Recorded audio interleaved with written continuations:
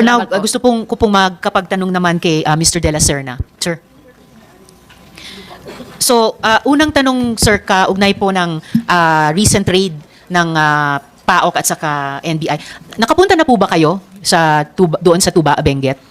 Good afternoon po, Madam afternoon. Chair. And Your Honors po. Yes po, Your Honor. Nakapunta na po ako dun. Alright.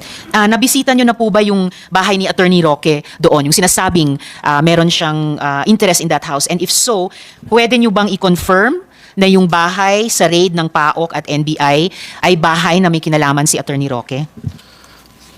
EA po ako ni Attorney Harry Roque before. Hindi ko po alam if kanino po yung bahay na pinagsistayan po namin, Madam Chair. Sorry, hindi nyo pa alam Hindi ko kung... po alam kung kaninong bahay po yung pinagsistayan po namin most of the time po. Pero nabisita nyo na dahil sabi nyo na-stayan nyo yung bahay na yon. Yes po, dati. Madam Chair. Alright. So punta naman tayo sa PORAC. Sir, anong ginagawa ng mga dokumento nyo doon? Wait, before we go to that question, Mr. De La Serna. Kaugnay po nitong kung nakabisita na kayo doon sa bahay at kino-confirm nyo na may interest si Attorney Roque sa bahay na iyon. Sabi nyo nga po, hindi nyo alam kung siya ang may-ari, pero bilang EA, nakapag-stay na kayo doon sa bahay na iyon. Sabi ni Attorney Roque, ang bahay sa Tuba, Benguet, ay pagmamay-ari ng isang korporasyon, yun na nga pong PH2. At ang korporasyong iyan naman ay pagmamay-ari ng Biancham. Mr. De La Serna, stockholder po ba kayo? Either sa PH2 or sa Biancham? Honestly po, hindi po ako stockholder ng PH2 po. Pero stockholder ba kayo sa Biancham? Yes po, Madam Chair. Alright, salamat sa inyong tanong. Dahil yun nga pong ipinapakita dito sa General Information Sheet ng Biancham na stockholder po kayo doon. So, yun, pagkatapos nitong well, Mr. De La Serna, kung stockholder kayo sa Biancham, bakit sabi nyo hindi nyo alam kung sinong may-ari nung bahay na pagmamay-ari ng PH2 na ang may-ari naman ay ang Biancham din, kung saan kayo kung saan kayo stockholder? To be honest po, Madam Chair, stockholder po ako ng Biancham pero hindi ko po alam ang lahat ng properties po ng Biancham po. So bukod sa PH2, may iba pa bang properties ang Biancham o iba pang korporasyon? To be honest po, Madam Chair, hindi ko po alam yung properties po ng Biancham. So hindi nyo rin alam na ang Biancham ang may-ari ng PH2 or alam nyo ba? Madam Chair, hindi ko po alam na Biancham po yung owner ng bahay po sa Tuba, Benguet po. Well, Biancham ang may-ari ng PH2, PH2 ang may-ari sa bahay sa Tuba, Benguet, kung saan nakapag-stay na kayo. Pero pagmamay-ari ng PH2. Okay? Paano kayo naging stockholder ng Biancham? Nung naalala ko po, may pinasign lang po na document sa akin before to be a stockholder po ng Biancham po, Madam Chair. Sino nagpa-sign sa inyo nung dokumentong iyon para maging stockholder ng Biancham? To my memory po, Madam Chair, that was Attorney Val Ortega po, Madam Chair. Attorney Val Ortega. Yes po. Sino po si Attorney Ortega? Siya po yung majority holder po ng Biancham po, Madam Chair. Siya ay majority stockholder ng Biancham. Sorry, maliit lang yung dokumento, dear resource persons. So we will see kung nandito si Attorney Val. Sorry, Mr. De La Serna, ano po yung family name ulit ni Attorney Val? Ito ba? Si Percival? Tama po, Madam Chair. So, Attorney Percival Ortega.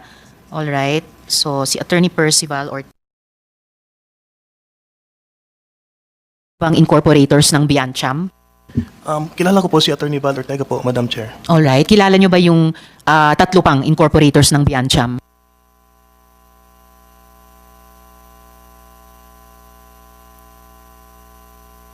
Sir? Ito po yung, ipa-flash din po namin yung incorporators ng Biancham para maitanong ko sa inyo kung kilala nyo po ba yung iba bukod kay Attorney Ortega. Ito po. So, okay. Kilala nyo po ba si... So, Herminio Harry L. Roque Jr. So, kilala nyo po siya? Kilala ko po siya, Madam Chair. Kilala nyo po ba si Myla R. Roque? Kilala ko po, Madam Chair. Alright. Kilala nyo po si Joel R. Butuyan? Hindi ko po kilala, Madam Chair. Hindi. Kilala nyo po ba si Jarmay C. Garcia? Hindi ko po kilala, Madam Chair. Alright. And finally, kilala nyo po ba si Eileen R. Garcia? Hindi ko po kilala, Madam Chair. Hindi nyo kilala. So, ang kilala nyo lamang sa ibang...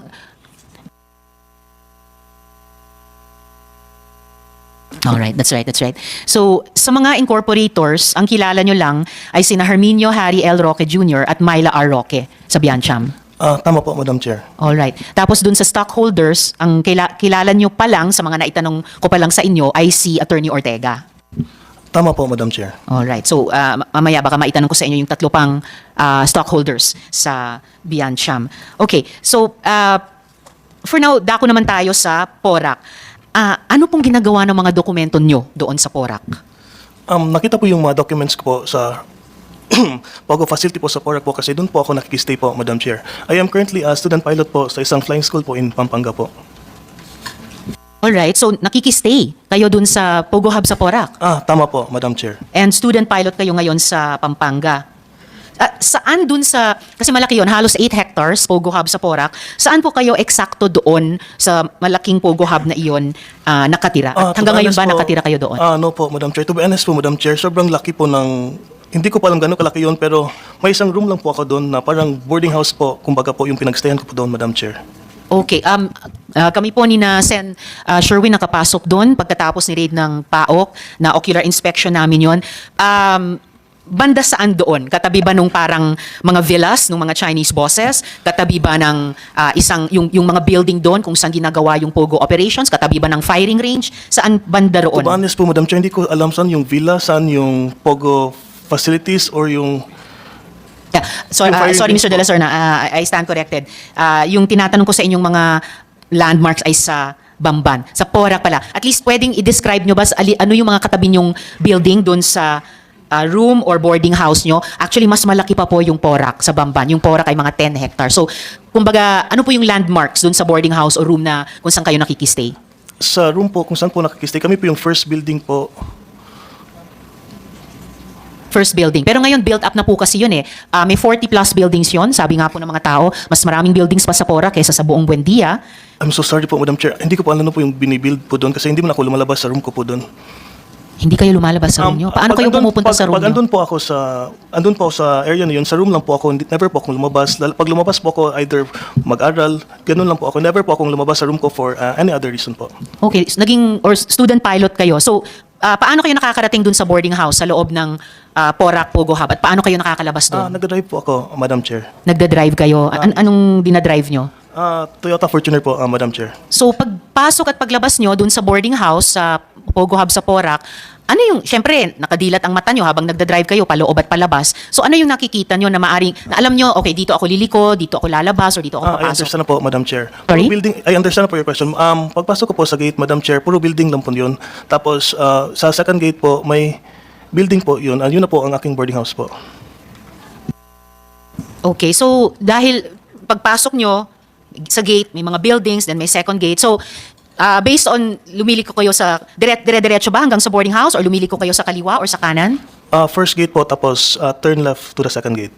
Okay, so kung yung first gate or main gate ay nasa gitna ng frontage ng Pogo Hub sa PORAC, more or less nasa left side ng Pogo Hub yung boarding house nyo. If facing the gate po at facing the Pogo Hub, tama po, Madam Chair, nasa left side po. Nasa left side. Alright. So, ano pong living arrangement nyo doon? May rent po ba? Or nagtatrabaho din po ba kayo doon sa Pogo Hub sa PORAC? At sino pong nagbabayad ng rent nyo? Nagsistay po ako doon sa PORAC po for free po, Madam Chair. There's no, pero po, I've never worked with Pogo po. I've never worked with them po. Nakikitulog lang po talaga ako doon. Okay. Wow. So free.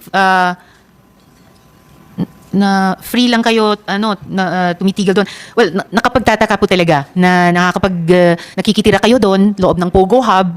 Kumbaga it's a business area. Pinapatira po kayo doon ng libre. Actually, kung tanungin natin yung ibang mga student pilot o kahit ibang mga estudyante in general, napaka-swerte po ninyo. At sabi nyo, hindi po kayo nagtatrabaho doon sa Pogo Hub? Tama po, Madam Chair. I've never worked with the Pogo Hub there and I've never worked with them po. So, nagkaroon ba kayo ng ibang trabaho habang nakatira kayo sa Pogo compound sa PORAC? No po, Madam Chair. Okay, so student pilot lang kayo and then nakikitira kayo sa Pogo Hub. Bakit libre yung na nakikitira lamang kayo doon? Bakit libre? Hindi naman po ako always andun, Madam Chair. Kung may schedule lang po ako sa flying school ko, andun po ako sa Pampanga. Okay, ganong kadalas kayo sa PORAC? Around 3 to 4 days a week po, Madam Chair. Or usually if walang schedule, 1 or twice a week lang po. Okay, so either from 1 to 2 days or 3 to 4 days. Sa mga buwan na o sa mga linggo na 3 to 4 days a week, kalahating linggo pa rin yon. And alam natin, may gastos ang pagrenta o ang tawag ba doon, half boarder or whatever sa isang lugar. So, bakit pa rin libre kayong pinagamit ng isang boarding house sa loob ng Pogo Hub? Paano na-arrange yun? I do not understand the question po, Madam Chair. Bakit libre? Kasi kahit 1 or 2 or 3 or 4 days kayong pinatitira doon, usually may rent yung ganoon. So anong connection ng Pogo Hub dun sa Porac sa inyo at binigyan kayo ng ganyang klaseng pabor? Kasi pabor yan eh. Never naman po nila ako sinil, Madam Chair. Kaya nga po, napaka-generous nga eh. So bakit binigyan kayo ng ganyang napaka-generous na pabor? Ano bang connection nila sa inyo? Hindi ko po alam bakit hindi nila ako sinisigil, Madam Chair. Alam nyo, pag siguro kaya natatawa din yung ibang mga kasama natin, naiisip namin sana all. Kasi po, at saka dapat po, well, ito lang tayo bilang Pilipino, malakas po yung utang na loob natin. Yung mga taong gumagawa ng mabuti sa atin, lalo na't walang hinihinging kapalit, ay talagang at least inaalam natin bakit.